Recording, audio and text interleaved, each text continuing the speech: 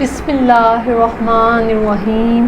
السلام علیکم ورحمۃ اللہ۔ واقعہ کرب و بلا، قومیں پیدا ہوتی ہیں مٹ جاتی ہیں، بستیاں آباد ہوتی ہیں اجڑ جاتی ہیں، تہذیبیں نکھرتی ہیں دھندلا جاتی ہیں، شخصیتیں پیدا ہوتی ہیں مر جاتی ہیں، داستانیں مرتب ہوتی ہیں محو ہو جاتی ہیں۔ یہ عمل ابتدائے افرینش سے جاری ہے اور مسلسل جاری رہے گا، لیکن ایک داستان علم ہے جو تاریخ کے صفحات میں آج بھی اسی طرح روشن اور تابندہ ہے جس طرح آج سے 1300 سال پہلے تھی۔ زمانہ کی گردش اور انقلابات، روزگار کی ہزاروں گردشیں اس داستان علم کو نہ مٹا سکیں اور نہ رہتی دنیا تک مٹا سکیں گی، اس لیے کہ اس داستان عظیمہ کو لکھنے والی مقدس شخصیت نے اپنے خون جگر سے لکھا اور دشتے کرب و بلا کے دہکتے ہوئے ذروں نے اس کو تحریر کیا، اس تحریر کو اپنے سینوں میں محفوظ کر لیا۔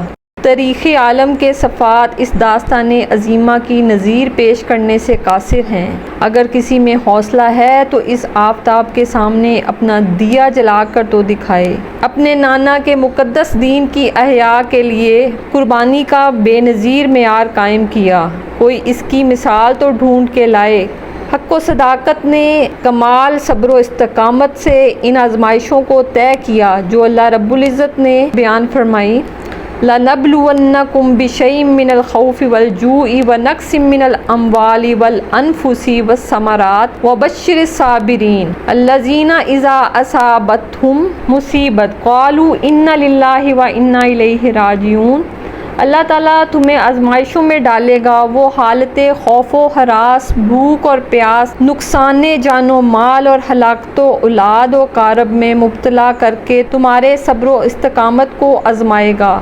بس اللہ کی طرف سے بشارت ہے ان لوگوں کے لیے جن کے ثبات و استقامت کا یہ حال ہے کہ جب مصائب میں مبتلا ہو جاتے ہیں تو اپنے تمام معاملات یہ کہہ کر اللہ کے سپرد کر دیتے ہیں، اِنَّا لِلَّهِ وَإِنَّا إِلَیْهِ رَاجِعُونَ۔ اب ذرا میدان کربلا کی طرف آئیے اور قرآن کے آئینے میں اس صانع عظیم کی تصویر ملاحظہ کیجیے۔ عین صبر کا پیکر ہے۔ یزید اپنی بدتینیت، فطرت اور ظلم و جبر کی علامت بن کر ابھرا اور حسین حق و صداقت کی علامت بن کر ابھرا۔ کربلا کے تپتے ہوئے ریگزار میں دو کردار سامنے آتے ہیں۔ یزید بہدل کی بیٹی میوسون کا ناپاک بیٹا تھا اور حسین محمد عربی کی بیٹی فاطمہ الزہرا کا شہزادہ تھا۔ یزید دمشق کے اطراف میں سرجون اور جریر کے اختل جیسے اوباشوں کے جھرمٹ میں پل کر جوان ہوا۔ حسین کے گھر کا دروازہ مسجد نبوی کے اندر کھلتا تھا۔ یزید ظلم کا دوسرا نام ہے اور حسین امن کی علامت ہے۔ یزید نشے میں دھت ہو کر نمازیں چھوڑ دیتا تھا اور حسین کی کربلا کے میدان میں بھی نماز تہجد قضا نہ ہوتی۔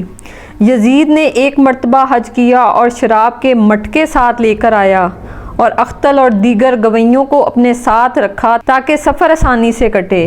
حضرت امام حسین رضی اللہ تعالیٰ عنہ نے 25 حج سواری ہونے کے باوجود پیدل کیے۔ یزید حج بیت اللہ کے بعد مدینہ آیا اور شراب کی مجلس لگائی۔ حضرت امام حسین جب وہاں پہنچے تو شراب کی پھیلی ہوئی بدبو کو محسوس کرتے ہوئے فرمایا، یہ بو کیسی ہے؟ تو نشے میں دھت یزید بولا، یہ شام میں بنتی ہے، اور ایک جام منگوایا اور اس کو پیتے ہوئے دوسرا جام حضرت امام حسین رضی اللہ تعالیٰ عنہ کی طرف بڑھایا اور کہا، ابا عبداللہ لیجئے۔ تو حضرت امام حسین رضی اللہ تعالیٰ عنہ نے فرمایا، میں اس کی طرف دیکھتا بھی نہیں، اور پھر وہ عشقیہ اشعار پڑھنے لگا۔ جب یزید کی شراب نوشی کا منظر امام حسین رضی اللہ تعالیٰ عنہ اپنی آنکھوں سے دیکھ چکے تھے تو پھر یزید کے ناپاک ہاتھ پر امام حسین کا پاک ہاتھ کیسے آتا؟ حضرت امام حسین رضی اللہ تعالیٰ عنہ جس ماحول میں پلے تھے، جس میں پرورش پائی تھی، وہ پاکیزہ و معطر ماحول تھا، اور یزید کبھی غوطہ میں، کبھی اطراف دمشق میں، اور کبھی کہاں اور کبھی کہاں داد عیش لیتا رہا اور لہو لعب میں معروف رہا۔ شراب نوشی اس کی ہڈیوں میں رچی ہوئی تھی اور اس کی زندگی ان چیزوں سے عبارت تھی۔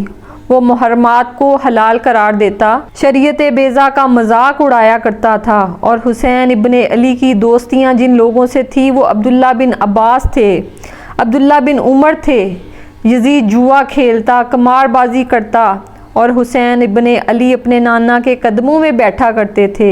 آقا کریم صلی اللہ علیہ وآلہ وسلم خطبہ چھوڑ کر بھی اپنے نواسوں کو اٹھا لیا کرتے تھے۔ حضرت امام حسین کے لیے پیغمبر کے سجدوں کو طول دیا جاتا۔ حضور صلی اللہ علیہ وآلہ وسلم کی زلفوں سے حسین رضی اللہ تعالیٰ عنہ کھیلا کرتے تھے۔ حضور صلی اللہ علیہ وآلہ وسلم کا فرمان ہے کہ جو حسین سے پیار کرنے والا ہے وہ مجھ سے پیار کرنے والا ہے، اور جو ان سے بغض رکھنے والا ہے وہ مجھ سے بغض رکھنے والا ہے۔ ایک بار حضرت فاطمہ رضی اللہ تعالیٰ عنہ کے گھر کے قریب سے آقا کریم صلی اللہ علیہ وآلہ وسلم کا گزر ہوا تو حضرت امام حسین رضی اللہ تعالیٰ عنہ کے رونے کی آواز سنائی دی، تو آپ صلی اللہ علیہ وآلہ وسلم نے حضرت فاطمہ سے کہا، فاطمہ حسین کو چپ کراؤ، حسین کا رونا مجھے دکھ دیتا ہے۔ ایک دن حضور صلی اللہ علیہ وآلہ وسلم نے امام حسین رضی اللہ تعالیٰ عنہ کے ہاتھ پکڑ لیے اور ان کے پاؤں اپنے پاؤں پر رکھ لیے اور فرمایا، بیٹے آگے بڑھو۔ ان کے پاؤں حضور کی پنڈلیوں پر آئے، پھر فرمایا اور آگے بڑھو، پھر ان کے پاؤں حضور کی رانوں پر آئے، پھر فرمایا اور آگے بڑھو، پھر ان کے پاؤں حضور کے مبارک بطن اقدس پر آئے، پھر بازوؤں کو کھینچ کر اپنے قریب کیا اور حسین ابن علی کے منہ میں اپنی زبان رکھ دی، اور وہ اس طرح چوس رہے تھے جس طرح کھجور چوسی جاتی ہے۔ تو اللہ کے پیارے محبوب نے حسین ابن علی کو اپنی زبان کا لعاب دہن شیر رحمت دے کر ان کی ہمیشہ کے لیے پیاس بجھا دی، تاکہ کل کربلا کے تپتے ہوئے ریگزار میں حضرت امام حسین رضی اللہ تعالیٰ عنہ ابن علی کو پیاس کی شدت تنگ نہ کرے اور پایا استقلال میں لغزش نہ آنے پائے۔ ان نازوں اور محبتوں سے پالے ہوئے حسین کو امتحان بھی اتنے بڑے درپیش تھے۔ یاری تیری سونا پر آزمائش تیری آگ، جتنا بڑا شخص ہوتا ہے اتنی آزمائش بھی بڑی ہوتی ہے۔ یزید جب تخت نشین ہوتا اسے فکر ہوتی، امام حسین رضی اللہ تعالیٰ عنہ میری بیعت کریں۔ حضرت امام حسین کو بلاوا آتا ہے۔ یزید ولید بن عقبہ کو لکھتا ہے کہ ہر صورت ان سے میری بیعت لو، اگر یہ بیعت نہ لیں تو سختی کرو۔ حضرت امام حسین رضی اللہ تعالیٰ عنہ کو بلاوا آتا ہے اور آپ کو دارالامارت گورنر ہاؤس میں بلایا جاتا ہے۔ ولید بن عقبہ کا پیغام آپ تک پہنچتا ہے۔ آپ اس وقت فرماتے ہیں، اس وقت جو پیغام پہنچا ہے وہ کسی خطرے سے خالی نہیں ہے۔ آپ نے کچھ سواروں کو ساتھ لیا اور کہا، تم باہر کھڑے رہنا، اگر میری آواز بلند ہوئی تو اندر آ جانا، ورنہ تم باہر میرا انتظار کرنا۔ آپ اندر گئے۔ ولید بن عقبہ نے مروان کو بھی بلایا ہوا تھا۔ مروان بن حکم یہ گورنر مدینہ ولید سے پہلے رہ چکا تھا، تو اس نے مشورہ دیا کہ سختی کی جائے۔ ولید بن عقبہ نے کہا، یہ خط ہے، حضرت امیر معاویہ کا انتقال ہو گیا ہے اور یزید تخت نشین ہے، لہٰذا وہ آپ سے بیعت کا مطالبہ کرتا ہے۔ تو حضرت امام حسین رضی اللہ تعالیٰ عنہ نے فرمایا کہ میرے جیسا شخص یوں چھپ کر بیعت نہیں کر سکتا، اور آپ واپس پلٹے۔ مروان بن حکم نے کہا کہ یہ موقع ہے، جانے نہ دیا جائے، اگر یہ نکل گئے تو دوبارہ تم قابو نہیں پا سکو گے اور انہیں یہی قتل کر دیا جائے۔ حضرت امام حسین رضی اللہ تعالیٰ عنہ نے یہ بات سن لی، انہی قدموں کے بل واپس پلٹے اور مروان بن حکم سے مخاطب ہو کر کہا، مروان کیا بول رہا ہے؟ وہ خاموش ہو گیا۔ فرمایا، تو جانتا نہیں، انا حسین ابن علی ابن ابی طالب، میں کون ہوں؟ میں حسین ہوں، میں علی کا بیٹا ہوں۔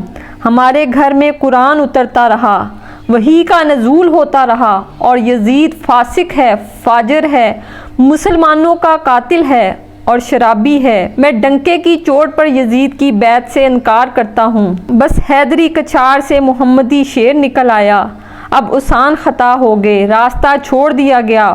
واپس آئے، سیدہ زینب سے ملے، کہا مدینے کو چھوڑنا پڑے گا۔ سیدہ زینب نے کہا، بھائی کیا ہوا؟ آپ نے کہا، یزید بیعت لینے پر مجبور کر رہا ہے، مصر ہے، اور میں کسی صورت بیعت نہیں کروں گا۔ رسول اللہ صلی اللہ علیہ وآلہ وسلم کا مدینہ ہمارے خون سے لالا زار بنے گا۔ میں نہیں چاہتا کہ حضور صلی اللہ علیہ وآلہ وسلم کے شہر پر نور کی حرمت پامال ہو۔ وہ کیسا منظر ہوگا جب حضرت امام حسین رضی اللہ تعالیٰ عنہ آخری بار اپنے نانا کے روضے پہ گئے اور آخری حاضری دی۔